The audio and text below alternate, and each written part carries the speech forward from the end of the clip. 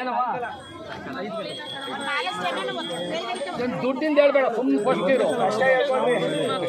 ದುಡ್ಡಿಂದ ಹೇಳ್ಬೇಡಪ್ಪ, ನಾವು ಎಷ್ಟು ಬೇಕಾದ್ರೆ ಕೊಡ್ತೀವಿ ಅಂತ ಹೇಳ್ಬೇಡಿ, ಸುಮ್ಮನಿರು. ನೋಡಪ್ಪ, ಮನೆ ಬೆಳಬೇಕು, ಮಕ್ಕಳು ಕೇಳ್ತಾವಳೆ ಮಗಳು. ನಾನು ಮಗಳು ನೆಡ್ಸ್ಕೊಡ್ತೀನಿ ಕಣೋ ಅನ್ನೋದಾದ್ರೆ ನಾನು ಹೆಂಗೆ ಕೊಡ್ತೀನಿ. ಇಲ್ಲ ಅದ್ರ ಬಗ್ಗೆ ಕೇಳಬೇಡ ಅಂದ್ರೆ ಇನ್ನೊಂದು ಕಡೆ ಆಮೇಲೆ ಅರ್ಕೆಗಿರುತ್ತೆ, ಅರ್ಕೆ ಕೊಡ್ಬೇಕು, ಇಲ್ಲೇ ನಾಮಕರಣ ಮಾಡಬೇಕು. ನಾನು ಕೊಡ್ತೇನೆ ಬೆಳೆಸ್ತೀನಿ ಮನೆ ಅನ್ನೋದಾದ್ರೆ ನಾನು ಹೆಂಗೆ ಕೊಡ್ತೇನೆ ತಿಳ್ಕೊ ಅಷ್ಟೇ. ಎರಡೆರಡೇ ಮಾತು ಹೇಳು ಪಟ್ಟಂತ. ನಾನು ಮಗಳು ಬೆಳೆಸ್ತೀನಿ ಕಣೋ, ಮನೆ ಬೆಳೆಸ್ತೀನಿ. ನಿಮ್ಮ ಯಜಮಾನ್ ಬಂದವ್ರೇನೋ, ಇವ್ರು ಯಜಮಾನ್ ಬಂದಿಲ್ವಾ? ನೀನೇ ಮಾಡಿಸ್ತಾರೆ ನೋಡಪ್ಪ, ಯಜಮಾರು ಬಂದಿಲ್ಲ ಏನು. ನಾನು ಮನೆ ಬೆಳೆಸ್ತೀನಿ ಅಂತ ಕೊಡು, ಆಮೇಲೆ ಅವ್ರಿಗೆ ಕೇಳ್ತೀನಿ.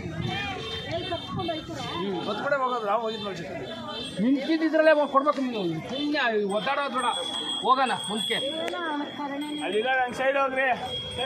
ಹಾಂ ಬಾ ಬಾ, ಸಾಕು, ಅಷ್ಟು ಕೊಟ್ಟರೆ ಸಾಕು. ಬಾ ಇಲ್ಲಿ ಕೂತ್ಕೋ. ಏನು ಕೊಡ್ತೀರ ಅರ್ಕೆನಾ? 5,001 ರೂಪಾಯಿ ಗೊತ್ತಿರೋ ನಾನು ನಿನ್ನಿದು, ನಮಗಿದು ಇಲ್ಲ. ಅವಳಿಗೆ ಫಲ ಕೊಟ್ಟಂಥ ಕಾಲಕ್ಕೆ ಇಲ್ಲೇ ಬಂದು ನಾಮಕರಣ ಮಾಡಬೇಕು. ಇಲ್ಲೇ ಬಂದು ನಾಮಕರಣ ಮಾಡ್ತಾರೆ. 5,001 ರೂಪಾಯಿ ಕೊಡ್ತೀವಿ ಅಂತ ಒಪ್ಕೊಂಡಾಗ ಅದು ನಿನ್ನೆ ಸೇರಿದ್ದು, ಅವ್ರಿಗೆ ಸೇರಿದ್ದು. ಜಾಗ ಜಾಗ ಜಾಗ ಈ ಕಡೆ ತಿರ್ಗಿ, ಹಿಂಗೆ ಹಂಗೆ ಈ ಕಡೆ ತಿರ್ಕೊಳ್ಳಿ, ಹಿಂಗೆ ತಿರ್ಗೋವಾಗ